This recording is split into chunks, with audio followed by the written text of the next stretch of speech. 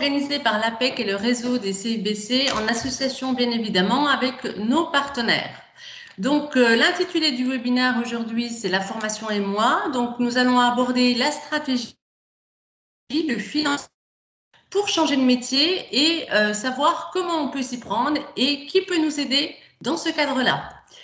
Donc, quelques règles de départ. Donc, merci de couper vos caméras et vos micros pour avoir une meilleure connexion. Et vous aurez la possibilité de poser vos questions via le chat. Nous y répondrons en fin de webinaire. Donc, la semaine de l'évolution professionnelle s'est tenue du lundi 12 au vendredi 16 octobre. Elle a été organisée par le réseau des CIBC et de l'APEC, opérateur du conseil en évolution professionnelle des salariés du privé et des indépendants. Donc, en partenariat, bien évidemment, avec les partenaires régionaux. Ça a été un événement 100% digital, gratuit et accessible à tous, et qui a proposé 60 webinaires sur des thématiques très variées. Dans un premier temps, donc, je vais me présenter. Je suis Monique Fleury, conseillère en évolution professionnelle pour l'opérateur régional du Conseil en évolution professionnelle Bourgogne-Franche-Comté et j'accompagne les salariés depuis de nombreuses années. Je vais laisser la parole à Francis Géron pour qu'il puisse se présenter. Eh bien, bonjour, oui, bonjour à toutes et à tous. Francis Jérôme, directeur général de Transition Pro Bourgogne-Franche-Comté. Et ce matin, donc, nous répondrons à vos questions effectivement sur le CEP, éventuellement aussi sur les prises en charge. Merci Francis. Donc, nous allons aborder donc, la formation. Je veux me former, combien ça va me coûter et la prise en charge de mon salaire. Les trois réflexes formation, ce sont mon compte formation, mon service de conseil en évolution professionnelle et bien évidemment Transition Pro. Donc, le compte personnel de formation, CPF. Donc, comment on y accède ? Quel est ce dispositif ? Donc, ce dispositif s'appelle le compte personnel de formation. Il est mis en place depuis le 1er janvier 2015 et il s'est substitué au droit individuel à la formation qui courait de 2004 à 2014. Donc, vous allez pouvoir activer votre compte sur www.moncompteformation.gouv.fr. Le compte personnel de formation est alimenté à hauteur de 500 € par an pour un temps plein et au prorata en fonction de son temps de travail, jusqu'à 5 000 €. Il permet d'acheter directement des formations professionnelles, mais bien évidemment selon certains critères.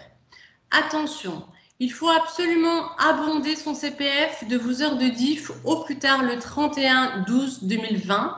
Passé cette date, vos heures de DIF seront perdues. Les heures de DIF ont été acquises entre 2004 et 2014. Donc, retrouvez les documents adéquats pour aller les inscrire dans votre compte. Le compte personnel de formation répertorie un certain nombre de formations qui sont éligibles au CPF. Ce sont les formations certifiantes reconnues par l'État, des formations informatiques, des formations linguistiques, certains permis, la validation des acquis de l'expérience, les bilans de compétences et les actions de formation à la création, reprise d'entreprise. Le conseil en évolution professionnelle des salariés et des indépendants. Il faut savoir que le CEP, Conseil en évolution professionnelle, a été redéfini par la loi du 5 septembre 2018 pour la liberté de choisir son avenir professionnel. Le CEP a été institué par la loi du 5 mars 2014.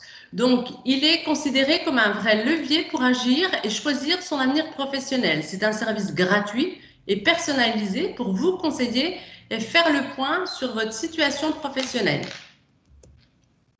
C'est un espace pour parler formation, compétences et certification professionnelle.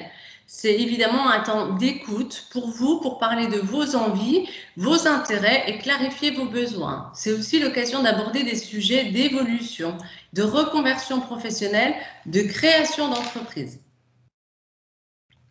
Il est assuré par des experts de la transition professionnelle. Les conseillers témoignent d'une expérience forte de l'accompagnement et des transitions professionnelles. Parmi eux, des experts de l'information sur les qualifications, les formations, les métiers et les tendances du marché.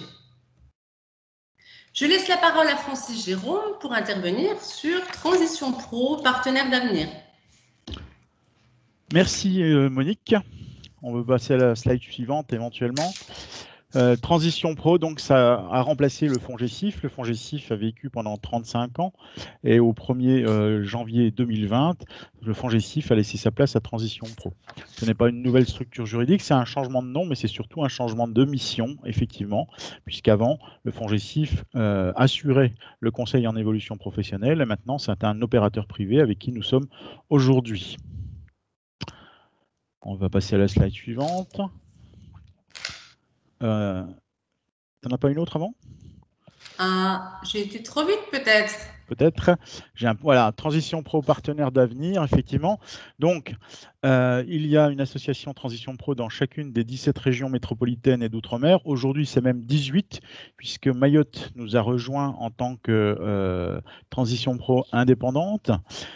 Nous sommes le nouvel acteur référent des transitions professionnelles sur le territoire, c'est-à-dire que pour un salarié qui souhaite se reconvertir effectivement, il n'y a plus qu'un acteur auparavant où il y en avait 7 ou 8 avant. Donc, tous les salariés du secteur privé, aussi bien intérimaires, intermittents que salariés, sont concernés et sont orientés vers Transition Pro. Nous sommes un organisme paritaire. Nous vous accompagnons dans le financement de votre projet, je l'ai déjà dit. Donc, nous ne construisons plus le projet avec vous, c'est l'opérateur CEP qui le construit. Nous vous accompagnons dans le financement de votre projet et nous vous garantissons un traitement transparent et équitable avec l'ensemble des salariés. Effectivement, voilà. Nous avons 2 dispositifs. Je ne sais pas si on y reviendra sur les 2 ensemble, mais principalement le CPF, projet de transition professionnelle, ce que vous pouvez trouver dans le texte, entre guillemets, CPF de transition, et dispositif démissionnaire. Alors, le projet de transition professionnelle PTP. Donc, il y a des conditions d'accès, je vous l'ai dit, c'est tous les salariés du secteur privé, quel que soit le secteur, avec des conditions d'ancienneté en tant que salarié dans l'entreprise. Nous pourrons revenir sur les détails si besoin est, mais l'important, c'est de savoir que nous ne finançons que des formations engageant un projet de reconversion. Si vous souhaitez évoluer professionnellement dans votre entreprise, si vous souhaitez sécuriser votre parcours professionnel, le projet de transition professionnelle n'est pas forcément le bon outil. Voilà. Il faut bien sûr qu'il y ait une action de formation à financer pour que l'on puisse intervenir, et l'action de formation visée doit être certifiante, attester de la validation de blocs de compétences d'une certaine certification, c'est-à-dire qu'elle doit être inscrite au RNCP ou certaines formations du répertoire spécifique qui vont aussi. Il y aura effectivement, dans le cadre de la construction de votre projet, à choisir votre organisme de formation. D'accord? Donc, votre formation doit vous apporter une certification, comme je l'ai dit. Elle doit être éligible au compte personnel de formation. Et vous devez comparer cette offre de formation. Il faut que vous puissiez voir un petit peu quel est l'organisme qui vous apportera la meilleure solution pour votre projet. On est bien dans l'individualisation. Et sans faire en faisant un tout petit aparté, n'hésitez pas à aller rencontrer le conseiller en évolution professionnelle proche de chez vous pour qu'il puisse vous aider dans vos démarches. Pour la petite information, effectivement, si vous êtes en CDD, votre formation doit débuter au plus tard 6 mois après votre fin de contrat et vous devez déposer votre dossier pendant votre contrat. L'organisme de formation, effectivement, tout le monde ne peut pas faire de la formation, on n'est pas un organisme de formation qui veut. L'organisme de formation doit bénéficier d'un numéro de déclaration d'activité, c'est-à-dire qu'il a dû déposer un dossier auprès des institutions de la directe et répondre donc aux exigences du décret qualité. Il doit être inscrit au Datadoc aujourd'hui. Et il vous appartient donc de choisir l'organisme qui satisfasse vos attentes, aussi bien géographiques, financières, surtout pédagogiques. Et il doit vous offrir un bilan de positionnement gratuit. Ça, la loi l'impose, effectivement, et nous demandons les résultats de ce bilan de positionnement dans la constitution du dossier. Alors, lorsqu'on veut faire une formation, eh bien, les formations financées par le projet de transition professionnelle, elles sont souvent longues et il y a besoin effectivement de s'absenter de son poste de travail pour pouvoir suivre cette formation. Et donc, il y a des démarches à réaliser, effectivement, démarches auprès de l'employeur, c'est-à-dire demander une autorisation d'absence à votre employeur. La loi prévoit que si votre formation dure moins de 6 mois, vous devez le faire 60 jours avant l'entrée en formation au plus tard. Et si c'est plus de 6 mois, vous devez le faire 120 jours avant l'entrée en formation. Moi, je vous propose de le faire effectivement le plus tôt possible, dans le sens où nous devons normalement, nous dans le dossier de présentation de demande de financement, nous devons avoir l'autorisation d'absence. Et comme nous demandons à ce que ce dossier soit déposé 3 mois avant le début de la formation, je vous encourage à le faire effectivement le plus vite possible, c'est-à-dire au plus tard 120 jours avant l'entrée en formation.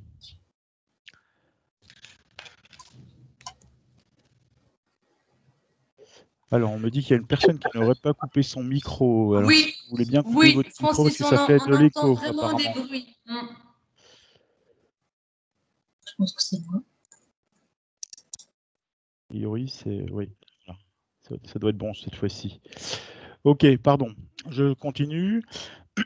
Au niveau du salaire, effectivement, c'est 100% du revenu net pour les salaires inférieurs à 2 fois le SMIC.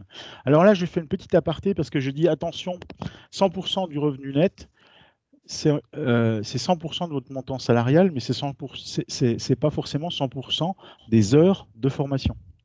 Je précise parce que souvent les gens pensent quand ils lisent 100% du salaire, c'est que je vais partir pendant un an et je vais avoir mon salaire à 100%.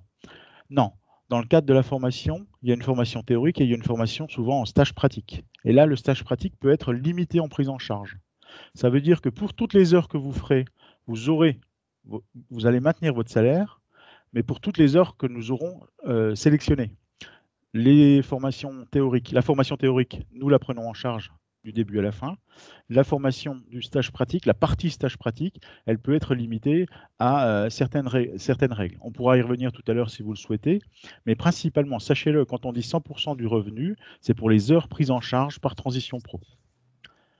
Le coût de la formation, en règle générale, est pris en charge effectivement par Transition Pro. Il y a des limites qui sont fixées au niveau national et au niveau régional. Et les frais annexes, eux, sont un forfait journalier qui est une règle nationale et donc qui s'applique à tous si vous rentrez effectivement dans le barème.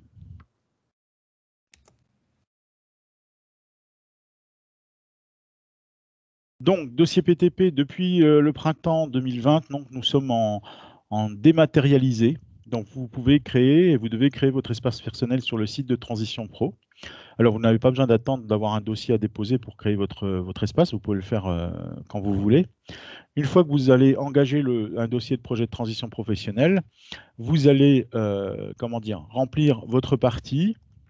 Quand elle sera remplie, l'OF aura sa partie à remplir et en troisième temps, votre entreprise aura sa partie à remplir aussi. Une fois que l'entreprise a rempli sa partie, vous pouvez valider le projet et le déposer. Et c'est à ce moment-là que vous le déposez seulement. Et donc, c'est à ce moment-là qu'on regarde si vous avez bien déposé votre dossier au moins 3 mois avant le début de la formation. Ne confondez pas création du dossier et dépôt du dossier. Le dépôt du dossier doit être fait 90 jours avant le début de la formation. Donc, ce qui veut dire que quand vous créez votre dossier, il faut s'y prendre bien avant. Merci Francis. Nous allons voir comment votre conseiller en évolution professionnelle peut vous aider dans toutes ces démarches. Dans un premier temps, il va vous informer sur les formations, les qualifications, le marché de l'emploi, les métiers pour choisir votre projet de transition professionnelle. Pour réaliser toutes ces démarches, il va vous outiller. Il va mettre à votre disposition différents outils qui vont vous permettre de vérifier la faisabilité de votre projet. Il va identifier avec vous les acteurs, les services et les prestations utiles à votre projet de transition professionnelle. Il va bien évidemment vous appuyer dans la préparation de votre dossier projet de transition professionnelle. Il va rechercher avec vous les solutions financières pour la couverture totale du coût de votre projet de transition professionnelle ou réduire au maximum le laisser à votre charge. Il va vous accompagner dans la rédaction de votre présentation de projet pour votre dossier de transition professionnelle, quelle que soit votre aisance dans la maîtrise de l'écrit, la langue française ou l'utilisation de l'informatique. Je vais laisser la parole à Francis pour vous présenter le dispositif démissionnaire. Alors, le dispositif démissionnaire, effectivement, est un dispositif nouveau qui est mis en place à partir du 1er novembre 2019 et qui permet, selon certaines conditions et dans certains cas, de démissionner, mais surtout de percevoir les allocations de retour à l'emploi proposées par Pôle emploi. Pour cela, il vous faut un projet de reconversion qui passe par une formation ou un projet de création ou de reprise d'entreprise. Nous vous l'avons dit, le dispositif démissionnaire, il y a des conditions et donc une des principales conditions pour toucher les ARE dans ce cadre-là, c'est d'être donc effectivement salarié du secteur privé obligatoirement et de justifier d'une activité professionnelle de 5 ans au cours des 60 derniers mois. 5 ans au cours des 60 derniers mois, c'est 5 ans au cours des 5 ans. C'est-à-dire qu'il ne doit pas y avoir d'interruption dans votre parcours dans les 5 dernières années, à la date de votre démission. Plusieurs étapes. Vous avez effectivement la possibilité d'aller, dans le cadre du dispositif démissionnaire, sur le site démission-reconversion.gouv.fr, qui est absolument bien complet et bien précis pour vous aider à avoir toutes les informations. Vous pourrez vérifier là si vous remplissez toutes les conditions. Vous pourrez faire même une demande à Pôle emploi pour vérifier si vous êtes éligible à l'allocation de retour à l'emploi. C'est un document qui n'est pas contractuel, mais qui vous donne déjà une petite information. Vous devez passer par le conseil en évolution professionnelle. Dans le cadre du dispositif démissionnaire, contrairement au projet de transition professionnelle, le passage par le CEP est obligatoire. Donc, parce qu'il va permettre de construire avec vous le projet que Transition Pro fera valider par sa commission si il présente bien le caractère réel et sérieux qui est attendu. À partir de là, si votre projet est validé, vous recevrez une attestation et vous pourrez démissionner et vous inscrire en tant que demandeur d'emploi.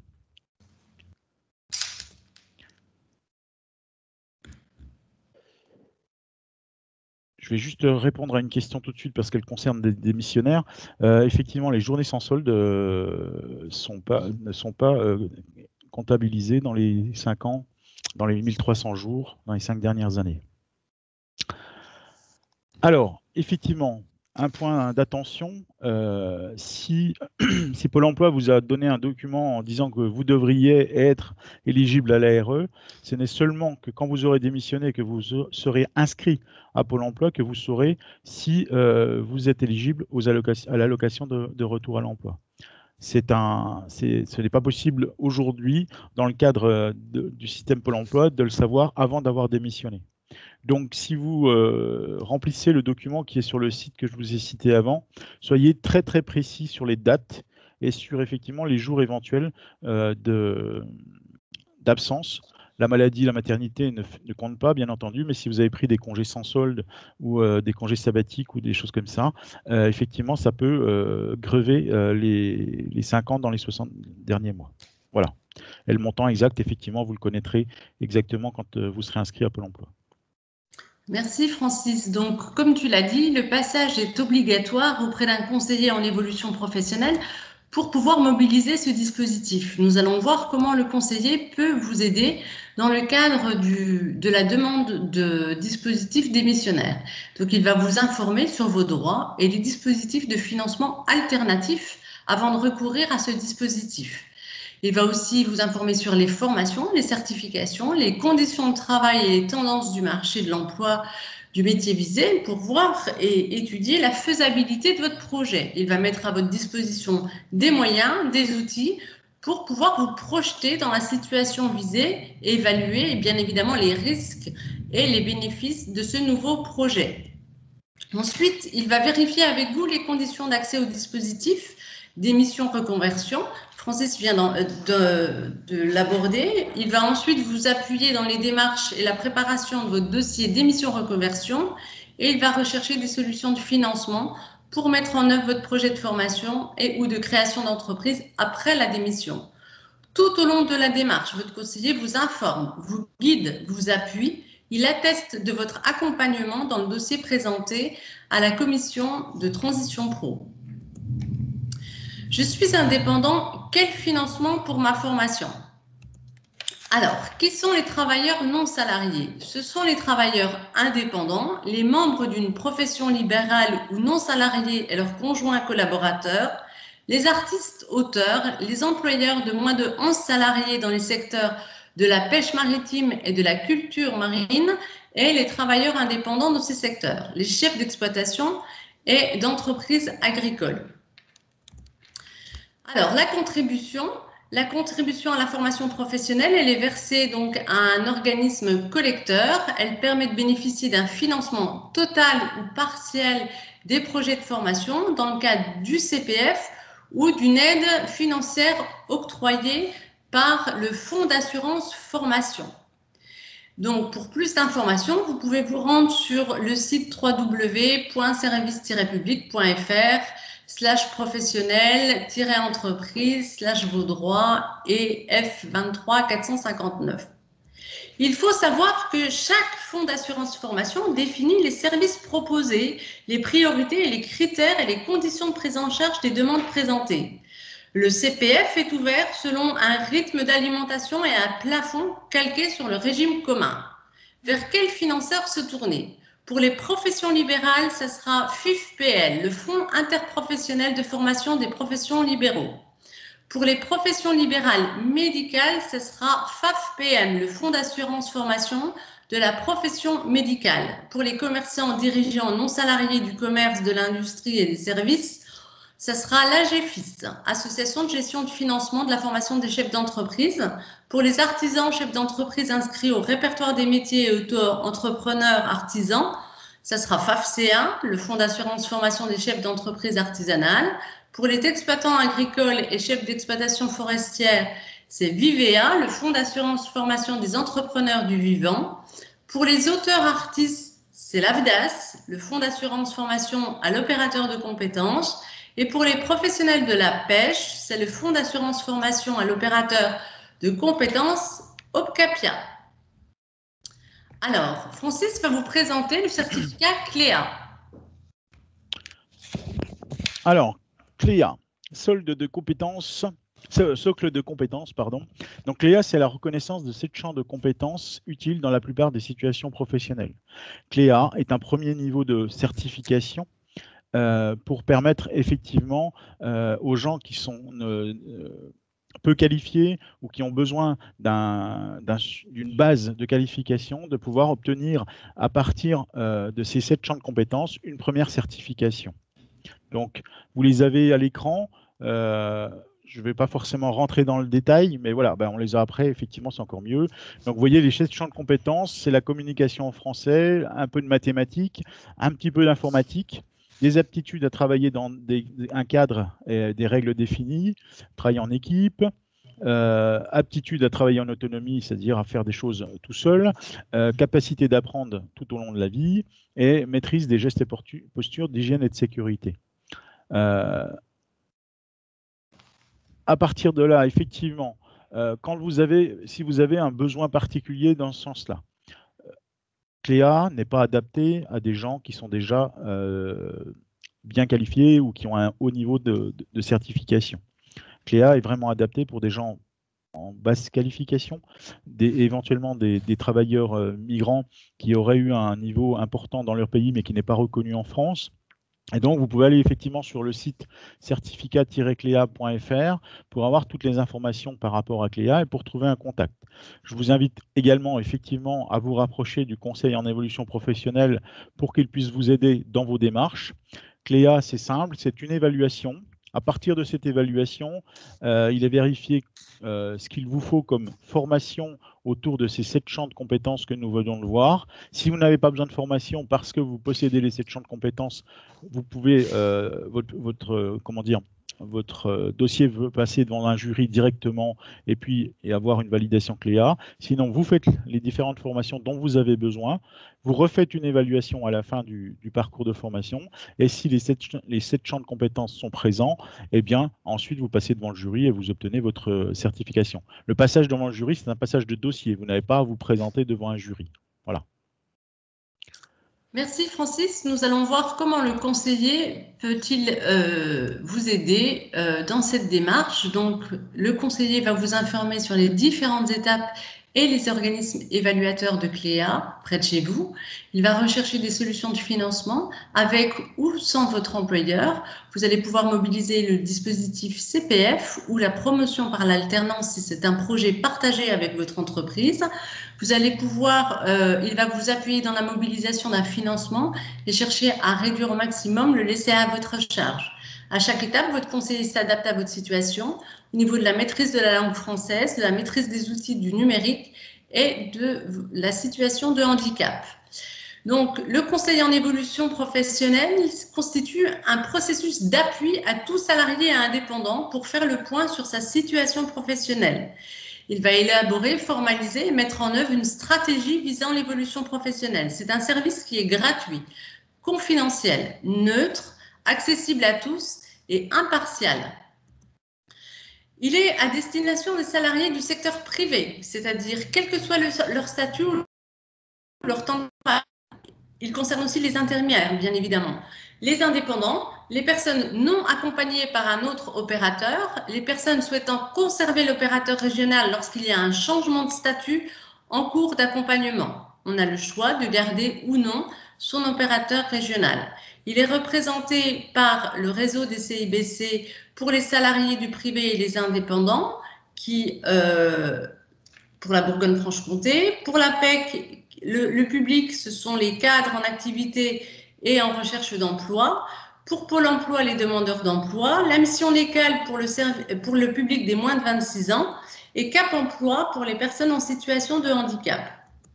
Concrètement, comment ça se passe? Donc, c'est un service en 3 niveaux.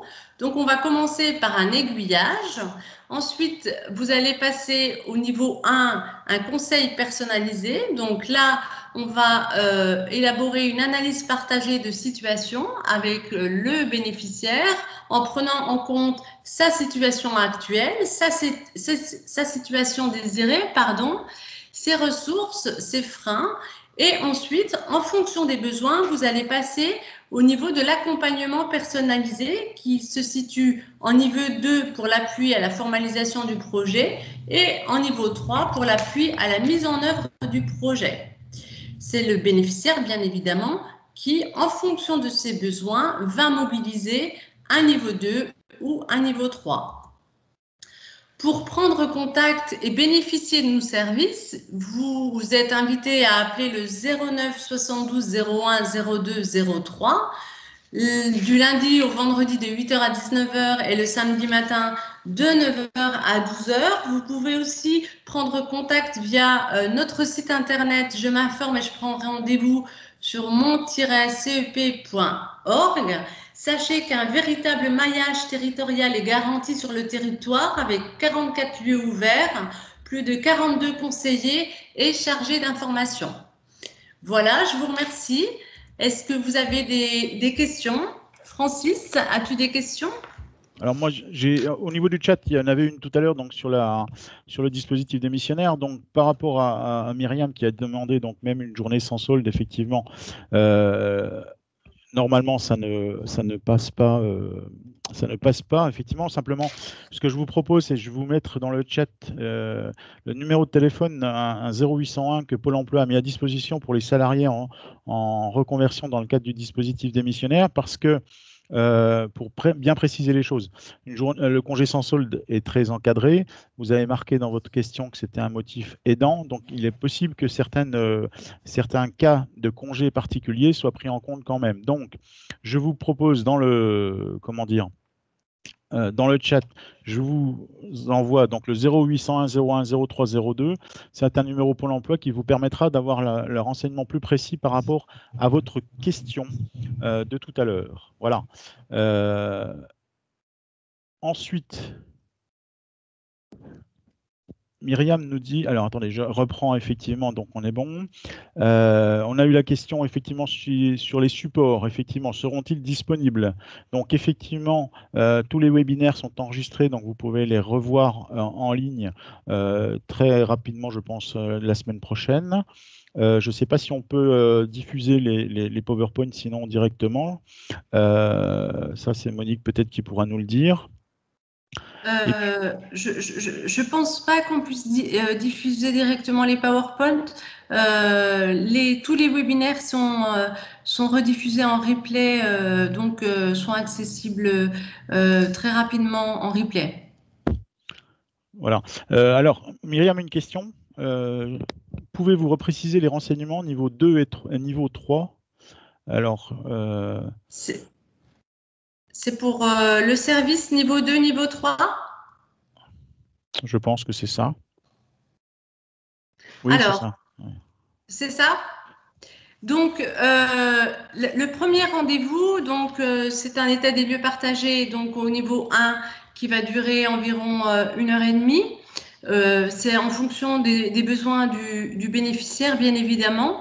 Ensuite, soit le salarié décide donc de mettre en œuvre un projet. Donc, à ce moment-là, il va être accompagné par le conseiller en évolution professionnelle. Donc, il y a tout un travail de formalisation du projet. Et si il veut mettre en œuvre le projet, c'est-à-dire par exemple un départ en formation, déposer un dossier, soit dispositif démissionnaire, soit projet de transition professionnelle, à ce moment-là, il va être accompagné sur le niveau 3. Mais c'est le salarié, on va au rythme du salarié et en fonction des besoins du salarié. Et en aucun cas, on est dans de la prescription.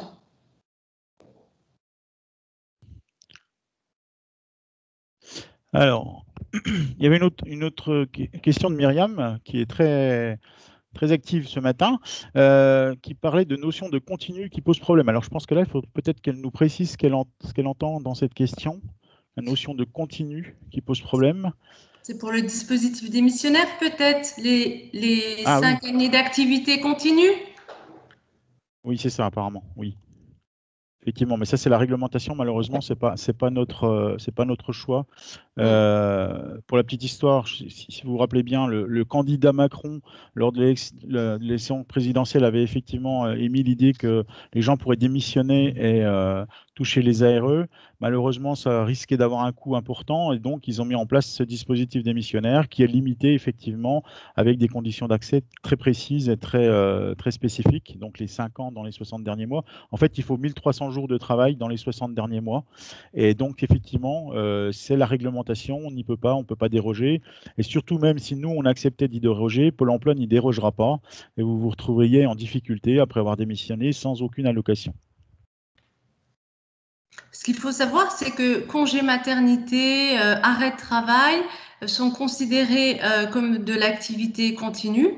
À partir du moment où il y a eu des cotisations à l'assurance chômage, c'est considéré comme de l'activité continue. Hein. Tout à fait. Les périodes d'apprentissage sont aussi considérées comme de l'activité continue, puisqu'il y a eu des cotisations à l'assurance chômage pendant la période de l'apprentissage.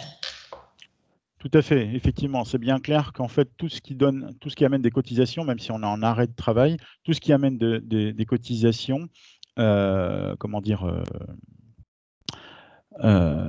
pris en compte, effectivement. Et les temps partiels, bien entendu, c'est pas la durée du travail, mais c'est l'amplitude. Donc, ça marche aussi pour les temps partiels. Tout à fait. Voilà. Alors, un autre message de Stéphanie. Les dossiers PTP étant désormais dématérialisés, comment mon employeur est-il au courant qu'il doit renseigner une partie de mon dossier? Alors, le système est assez simple. Quand vous avez rempli votre partie à vous, vous nous l'envoyez. Enfin, c'est envoyé numériquement, bien entendu. On valide votre partie. Quand on valide votre partie, ça ouvre la partie organisme de formation. Une fois que l'organisme de formation l'a rempli, c'est pareil, ça revient chez nous et on valide. Et une fois que c'est validé, ça ouvre la partie employeur. Et votre employeur, en fait, reçoit un mail depuis notre système informatique pour lui dire de se connecter à son espace pour pouvoir remplir la partie de votre dossier qui vous concerne. Donc, c'est vous, en fait, qui allez nous donner, dans la première partie du volet bénéficiaire, les coordonnées de votre entreprise, si elle n'est pas dans notre base de données déjà, et une adresse mail pour votre employeur, et il sera au courant comme ça. Et s'il a des soucis, il pourra nous appeler ou nous contacter par par l'intermédiaire de son espace effectivement à lui, pour qu'on puisse l'aider à remplir cette partie et que vous soyez effectivement dans les temps. Ensuite, qu'est-ce que nous avons? Nous avons Myriam qui nous demande si les anciens ateliers FONGECIF existent-ils toujours? Alors, si vous voulez parler d'anciens ateliers qui étaient sur des aides à la construction du projet ou à la vérification ou à la validation du projet, alors ils n'existent plus. Hein, dans Transition Pro, les seuls ateliers que nous pouvons avoir aujourd'hui, c'est des aides à la constitution du dossier. Nous n'en avons pas, nous, effectivement, en Bourgogne-Franche-Comté. Nous avons des temps individuels qui vous permettent, si vous avez des problèmes pour rentrer, inscrire votre projet dans votre espace, on est là pour vous aider. Tout ce qui concerne, par contre, la construction de votre projet, c'est bien l'interlocuteur CEP, le Conseil en évolution professionnelle, donc l'opérateur privé pour la Bourgogne-Franche-Comté. On est donc avec le CIBC et ses homologues. C'est à eux qu'il faut vous adresser pour la construction de votre projet. Alors, Myriam nous demande quel est l'interlocuteur pour le choix de sa formation en lien avec son projet. Là-dessus, moi, je n'ai pas d'hésitation. Je vous renvoie vers le Conseil en évolution professionnelle. Et comme l'a dit Monique tout à l'heure, la région est très bien achalandée. Tous les bassins d'emploi ont au moins une, voire deux structures qui peuvent vous accueillir dans le cadre du Conseil en évolution professionnelle. Et donc, si vous avez ne serait-ce qu'une petite difficulté pour choisir votre formation, choisir votre organisme en lien avec votre projet, n'hésitez pas à prendre contact avec eux. Francis, j'aimerais juste apporter une petite précision peut-être pour les bénéficiaires. Le Conseil en évolution professionnelle, il est délivré par le groupement des CIBC qui comprend 12 membres. Donc, sachez que vous trouverez toujours un lieu d'accueil à proximité de chez vous. Voilà, ça c'est très important de le dire. Effectivement, Myriam d'ailleurs avait posé une question, pourquoi des opérateurs différents selon les régions? Alors en fait, c'est une volonté du législateur également que les salariés du secteur privé soient accompagnés dans le cadre d'un marché public. Et pour la Bourgogne-Franche-Comté, on ne va pas le répéter, mais ce sont les CBC et les 12 autres membres qui ont obtenu ce marché public. Je crois de tête qu'il y a une dizaine de régions. 8 régions qui sont avec des CIBC et leurs membres, et d'autres qui sont avec d'autres interlocuteurs qui ont répondu à l'appel d'offres en fait. Oui. Aucune transition pro n'est intégrée dans le Conseil en évolution professionnelle aujourd'hui. Ça nous est d'ailleurs interdit par la réglementation. Alors, c'est Denisa qui a une question. Bonjour, j'ai une question concernant les formations en ligne proposées en ce moment par l'école française. J'ai activé le compte CPF pour une formation en ligne photographie. Est-ce que c'est possible d'annuler et changer de formation? La formation ne me correspond pas.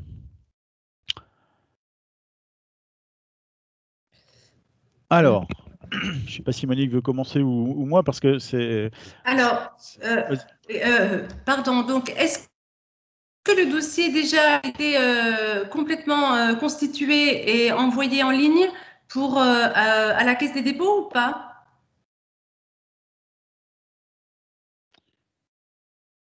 Alors, oui, la réponse est oui. Oui, vous avez toujours la possibilité d'appeler la Caisse des dépôts et des consignations pour faire une demande d'annulation de la formation. Mais il faut vraiment les appeler rapidement, parce que je ne sais pas depuis quand vous avez fait votre dossier. Et là, vous voyez, 3 semaines, elle dit la dame. 3 semaines. Voilà. Ouais. Et là, en fait, moi, j'en profite pour revenir là-dessus parce qu'effectivement, la loi s'appelle effectivement liberté de choisir son avenir professionnel. Et donc, vous avez effectivement tout à fait le choix à partir d'une simple application de pouvoir choisir des formations qui vous sont proposées. Il y en a des milliers, je crois, hein, dans l'application. Et sur le compte Mon CPF, mon compte personnel formation. Et c'est vrai que la loi a permis effectivement que chacun puisse choisir comme il le veut, comme il l'entend, des choses, des formations, un bilan de compétences, enfin, tout ce qu'il souhaite, et que ça puisse être pris en charge par le compte personnel de formation. On arrive à une certaine limite dans ces cas-là, effectivement, c'est que on peut se tromper, on peut en fait avoir agi un peu sur un coup de tête, et ça peut poser des difficultés. C'est pour ça que moi je vous invite effectivement, que ce soit pour un projet de transition professionnelle ou que ce soit pour une simple formation que vous souhaitez faire vous, à vous rapprocher du conseil en évolution professionnelle, parce que ce sont des gens qui sont spécialisés dans l'orientation, qui sont spécialisés dans l'accompagnement, et surtout, ils ne connaissent pas votre projet, donc vous allez aller les voir et eux, ils auront le recul pour vous poser les bonnes questions, pour vous montrer les problématiques qui peuvent se poser, et puis que vous puissiez faire vos choix en toute connaissance de cause. Attention effectivement à cette possibilité, à cette, je veux dire, on n'achète pas une formation comme on achète un canapé, et encore, quand on achète un canapé, on va l'essayer. D'accord? Voilà, donc faites bien attention. Vous avez effectivement des possibilités et des dispositions aujourd'hui qui permettent de faire plein de choses, mais je pense qu'il faut faire attention de ne pas s'engager trop vite, et surtout savoir, il y a des gens qui sont là pour vous aider. Oui, c'est très important, Francis. Merci pour cette remarque. Concernant le contact à la Caisse des dépôts et des consignations, Madame peut peut-être se rapprocher d'un conseiller pour qu'on lui transmette le numéro de téléphone de la Caisse des dépôts, ou qu'on lui donne les coordonnées de la Caisse des dépôts pour qu'elle puisse les contacter très rapidement. Tout à fait. Tout à fait. Disons que tant que votre formation n'est pas commencée, il y a peut-être des possibilités. Après, ça peut être plus compliqué. Oui. D'autres questions, Francis? Je n'en vois pas pour l'instant. Je vois des remerciements sur les précisions, les réponses aux questions. Je pense avoir balayé l'ensemble des questions. Si vous pensez que j'en ai oublié une, messieurs et mesdames, n'hésitez pas à la réécrire. Ce qu'il faut savoir aussi, c'est qu'on peut bénéficier du conseil en évolution professionnelle à chaque moment de notre vie. C'est-à-dire qu'on peut très bien aller voir un conseiller à un moment donné dans son parcours professionnel, ne pas mettre en œuvre quoi que ce soit parce qu'on a eu les informations dont on avait besoin à ce moment-là, et ensuite revenir plus tard quand on décide de mettre en œuvre quelque chose, ou si on a à nouveau besoin d'informations pour avancer, on peut bénéficier d'un conseil en évolution professionnelle à différents moments de son parcours professionnel. Voilà. Alors, pouvez-vous nous repréciser différence entre dispositif démissionnaire et rupture conventionnelle, avantages, inconvénients?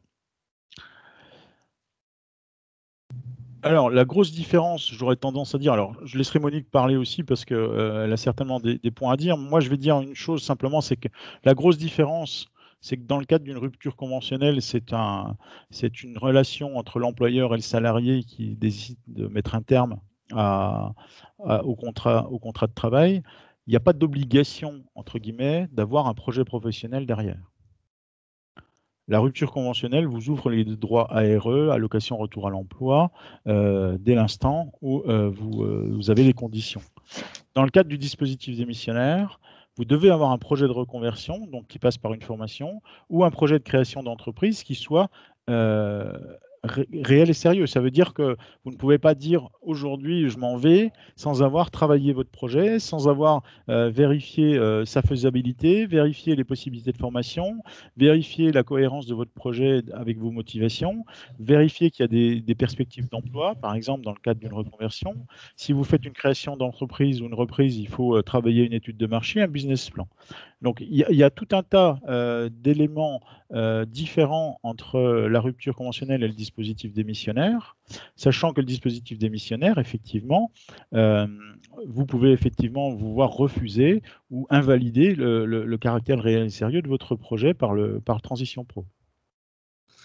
Alors, je te rejoins tout à fait, Francis, et d'autant plus que dans le dispositif démissionnaire, Pôle emploi va s'attacher à vérifier la mise en œuvre du projet. Contrairement à la rupture conventionnelle où si on n'a pas de projet, voilà, on est inscrit chez Pôle emploi, on bénéficie des ARE. Mais dans le cadre du dispositif démissionnaire, il y a tout un contrôle sur la mise en œuvre du projet qui peut avoir de grosses conséquences, puisque si on ne met pas en œuvre son projet pour des raisons véritables, Pôle emploi peut nous radier de la liste des demandeurs d'emploi et on peut avoir une suspension des indemnités Pôle emploi. Voilà, c'est très important. Dans le cadre de la rupture conventionnelle, vous êtes dans le dispositif de droit commun. Par contre, dans le dispositif démissionnaire, vous êtes dans un dispositif particulier où Pôle emploi va effectivement s'attacher à vérifier que vous avez bien mis en œuvre. La règle, quand vous avez votre attestation de transition pro, vous avez 6 mois pour démissionner et après, comme l'a dit Monique, vous avez 6 mois pour mettre en œuvre. Ça peut être très rapide, effectivement. Et c'est surtout très contrôlé par Pôle emploi qui peut effectivement prononcer une suspension des droits de tête, je crois que c'est jusqu'à 4 mois. Donc ça peut être compliqué.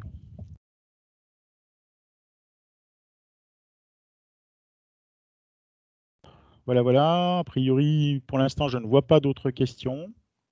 Je ne sais pas s'il y a d'autres questions ou des remarques, effectivement.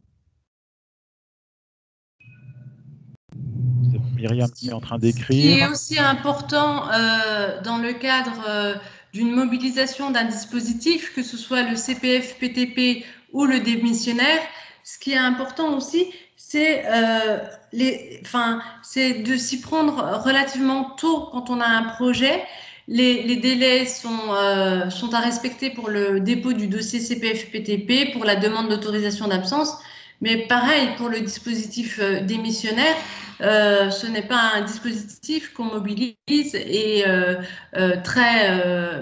sur un délai très court. Ça ne peut pas fonctionner parce qu'il y a tout un travail de formalisation du projet, de recherche et d'éléments pour la mise en œuvre du projet à apporter dans le fameux dossier à compléter la demande d'attestation de caractère réel et sérieux du projet de création ou reprise d'entreprise et de reconversion, d'autant plus que pour un projet de création ou de reprise, on va demander des éléments, à savoir un business plan, et ça prend du temps pour le réaliser, et donc il faut vraiment s'y prendre assez tôt. Ouais, tout à fait. Et n'oubliez pas non plus une chose, c'est que les formations ne démarrent pas toujours à la date où on le souhaite. Et donc, surtout dans le dispositif démissionnaire, de bien cadrer les choses en fonction de la date d'entrée en formation pour ne pas se retrouver en difficulté. Stéphanie nous pose une question sur PTP plutôt pour formation longue et CPF plutôt pour formation courte. Je dirais que ça, c'est effectivement bien résumé. C'est peut-être ça pourrait être un peu simpliste parce que dans le cadre du PTP, on peut aussi travailler sur des formations courtes dès l'instant où elles sont certifiantes, mais néanmoins, c'est effectivement en règle générale comme ça que cela se passe. Après, en termes de formation courte, il y en a qui peuvent coûter cher et le CPF n'est pas suffisant pour financer. Et donc là, je vous invite à nouveau à vous rapprocher de votre conseil en évolution professionnelle pour qu'il puisse vous aider à vérifier les différentes pistes de financement possibles. Parce que ça, c'est effectivement important.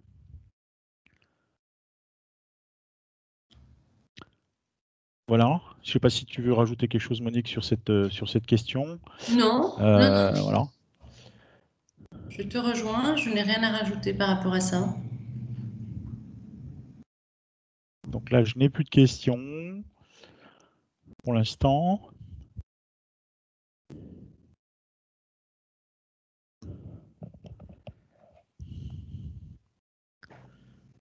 Bien, Monique, a priori... Ah, si, Myriam et Emmanuel, a priori, sont en train d'écrire.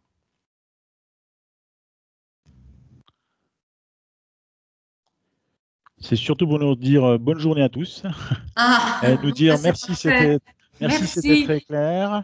Un grand merci pour la qualité de votre co-animation de voix. Moi, je vous remercie aussi, en tout cas, pour la qualité des questions, votre patience à nous avoir écoutés, effectivement. Merci beaucoup. Je pense qu'on va s'arrêter là, Monique. Oui, tout à fait. Voilà. Alors, merci à tous. N'hésitez pas à vous rapprocher de votre conseiller en évolution professionnelle. Il y en aura toujours un près de chez vous. Tu peux peut-être remettre Et la merci. slide avec le numéro de téléphone. Oui, je vais me S'il te remettre. plaît. Voilà. Voilà. Donc, Ça, les gens le appelez la savent. plateforme. C'est un numéro unique et non surtaxé 09 72 01 02 03. Francis, un grand merci pour ta collaboration dans cette présentation. Merci à toi, Monique. À très bientôt. Alors, le replay devrait être disponible, d'après ce que j'ai compris, la semaine prochaine, hein, c'est ça? Oui, c'est ça. Voilà, sur le site semaine-évolution professionnelle.fr. Professionnel.fr. On y retrouvera tous les replays. Tout à fait.